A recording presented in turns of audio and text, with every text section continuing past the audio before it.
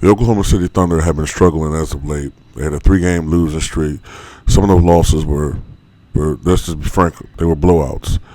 And the Thunder have looked not very impressive. The outside shot has been non-existent.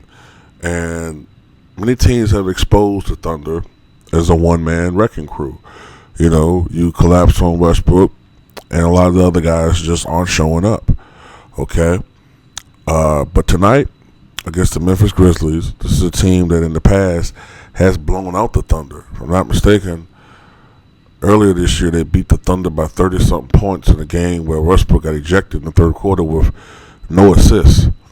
Okay? And tonight, for a while in the fourth quarter, like the Thunder, we're going to blow a lead. But Russell Westbrook took over, okay? He scored 15 points in like the last 2.5 minutes of the ball game, I believe. And he finished with a triple-double. 38 points, I believe 13 rebounds and 12 assists. And it is if my math is correct, the 25th triple-double of the season for Russell Westbrook and the 62nd of his career. And the Thunder got a much-needed win, a much-needed win to get back on the winning side of things and to get the momentum on their side. It was a 114-102 victory. And, of course, with that victory, the Oklahoma City Thunder improved their overall record to 29-22 on the season. 7 games above 500. At this point in time, because of their record, I know the history of this MVP award, I'm starting to think that the award may not go to Russell Westbrook. As much as I wish that it would, I cannot, as I look throughout the history of MVPs, I cannot see or find any MVPs from a team that was seen as mediocre.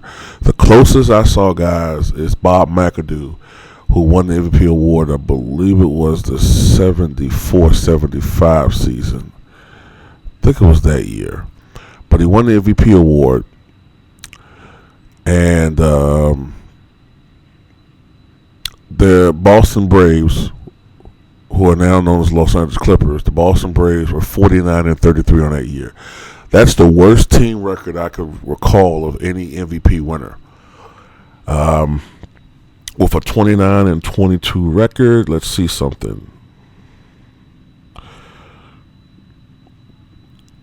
The Thunder are on pace to win 47 games.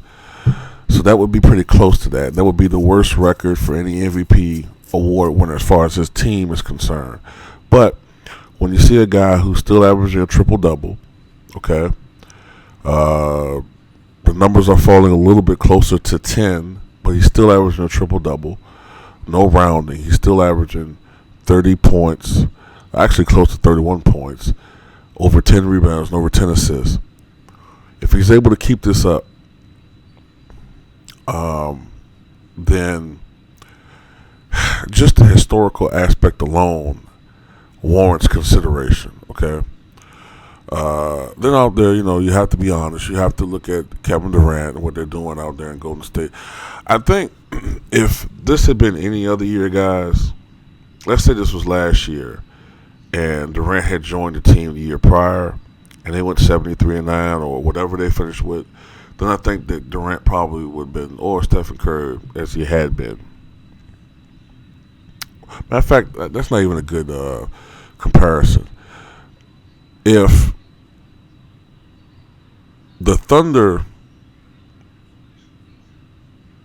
hadn't won if the Warriors hadn't won 73 games last year, and Durant's doing what he's doing now, then he would be in the conversation more so than people letting on.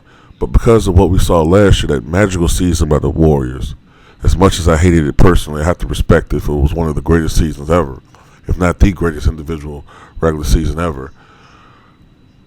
It makes this season, as great as they are, pale slightly in comparison. Because even though the Warriors are better offensively, I'm still not convinced they're a better team than they were last year. And we'll see this. And I know some people are like, what are you talking about, Mike? They beat the hell out of everybody. You'll see it in the playoffs.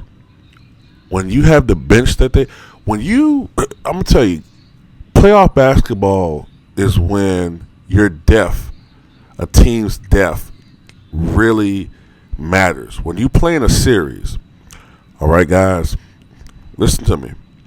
When you play in a basketball series, a team becomes acclimated to what you do.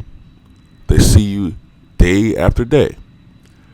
All right? They get accustomed to certain nuances and accustomed to certain things that players do, tendencies that they may forget if they only play you once every 2 weeks or once a month or once every 6 weeks, okay?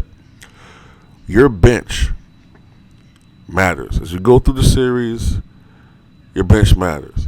I'm still not convinced that the Warriors' lack of depth isn't going to hurt them in the long run. I'm still not convinced of that. All right.